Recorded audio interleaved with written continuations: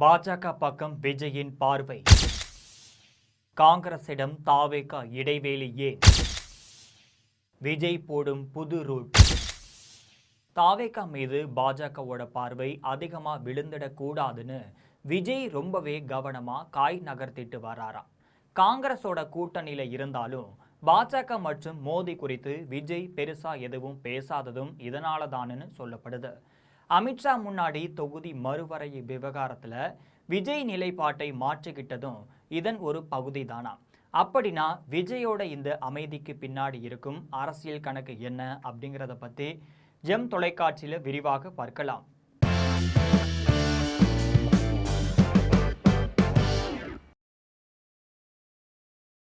சட்டசபை தேர்தல் நேரத்தில் பார்த்தீங்கன்னா தாவேகா முழுக்க திமுக எதிர்ப்பை முன்னாடி வச்சு தான் பிரச்சாரம் பண்ணுச்சு. அந்த ஸ்ட்ராட்டஜி காலத்தில் நல்லாவே ஒர்க் அவுட் ஆச்சு. இதனால் தாவேகா 108 தொகுதிகளில் வெற்றி பெற்று ஆட்சியை பிடிக்கிற அளவுக்கு பெரிய பலத்தை உருவாக்குச்சு.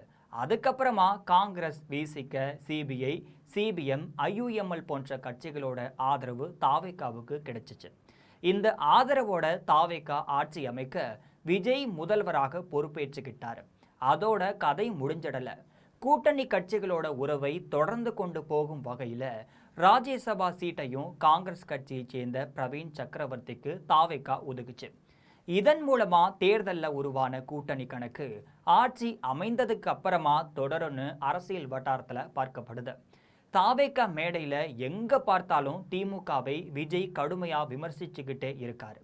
ஆனா ஆட்சிக்கு வந்ததுக்கு அப்புறமா கூட பாஜக விஷயத்துல மட்டும் இதுவரைக்கும் ஒரு வார்த்தை கூட பேசல.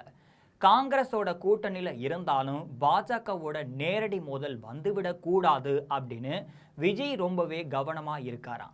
குறிப்பா சொல்ல போனா பாஜகவோட கோபத்துக்கு தாவேகா ஆளாகிடக் கூடாதுன்னு ஒரு தெளிவான அரசியல் கணக்கோட தான் விஜய் ஒவ்வொரு காயையும் நகர்த்திட்டு வரான்னு அரசியல் வட்டாரங்கள்ல பேச்சு அடிபடுது.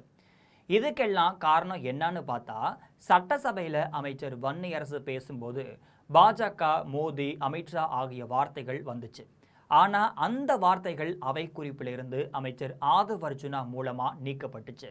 அதே மாதிரி தொகுதி மறுவரையறை வேண்டான்னு சட்டசபையில் தீர்மானம் நிறைவேற்றப்பட்ட நேரத்தில் கூட அமித்ஷா முன்னாடி விஜய் தன்னோட நிலைப்பாட்டை மாற்றி இருக்காருன்னு விமர்சனம் எழுந்துச்சு.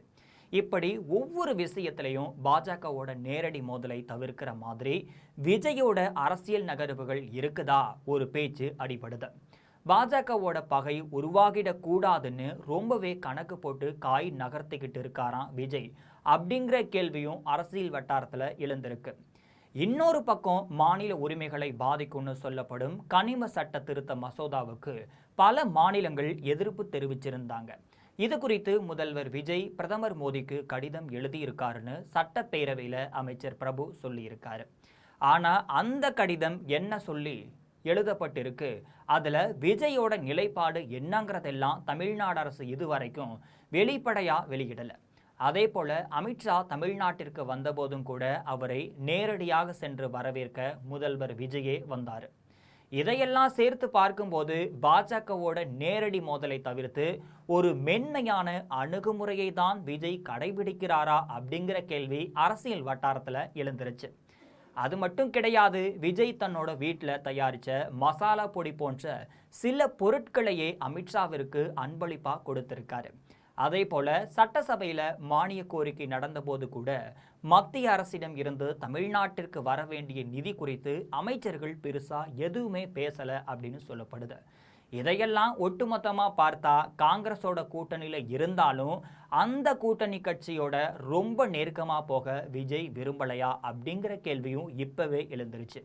ஒரு பக்கம் காங்கிரஸோட கூட்டணி, இன்னொரு பக்கம் பாஜகவோட மோதல் இல்லாத அணுகுமுறைன்னு விஜய் தனக்கென ஒரு தனி அரசியல் கணக்கோட காய் நகர்த்திட்டு வராரா அப்படிங்கிற பேச்சு அரசியல் வட்டாரத்தில் அடிபட ஆரம்பிச்சிருச்சு. இதனால தான் பிரதமர் வேட்பாளர் ராகுல் காந்தின்னு அறிவிக்கப்பட்டதுக்கு அப்புறமா கூட தாவேகா தரப்புல இருந்து இதுவரைக்கும் பெருசா யாரும் அதுக்கு ஆதரவு தெரிவித்து பேசலை அப்படின்னு சொல்லப்படுது. அதுக்கு பதிலாக அடுத்த பிரதமர் விஜய் தானுன்னு தாவேகாவினரே பேச ஆரம்பிச்சிட்டாங்க.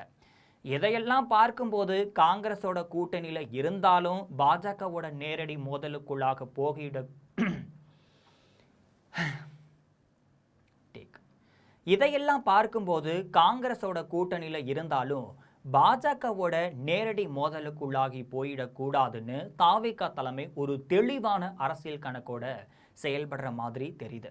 எந்த சூழ்நிலையிலும் பாஜகவோட கோபத்துக்கு ஆளாகிட மேல இருந்து போங்க, ஒரு இடத்துல விட்டேன்னு டேக். இதையெல்லாம் பார்க்கும்போது காங்கிரஸோட கூட்டணியில இருந்தாலும் பாஜகவோட நேரடி மோதலுக்கு போயிடக்கூடாதுன்னு தாவேகா தலைமை ஒரு தெளிவான அரசியல் கணக்கோட செயல்படுற மாதிரி தெரியுது. எந்த சூழ்நிலையிலும் பாஜகவோட கோபத்துக்கு ஆளாகிடக்கூடாதுன்னு விஜயும் தாவேகா தலைமையும் ரொம்பவே கவனமா காய் நகர்த்திட்டு வர்றாங்கன்னு விவரம் அறிந்த வட்டாரங்கள் பேச ஆரம்பிச்சிட்டாங்க. இது போன்ற நிறைய அரசியல் செய்திகளை அன்றாடம் தெரிந்து கொள்ள ஜெம் தொலைக்காட்சியுடன் எப்பொழுதும் இணைப்பில் இருங்கள்.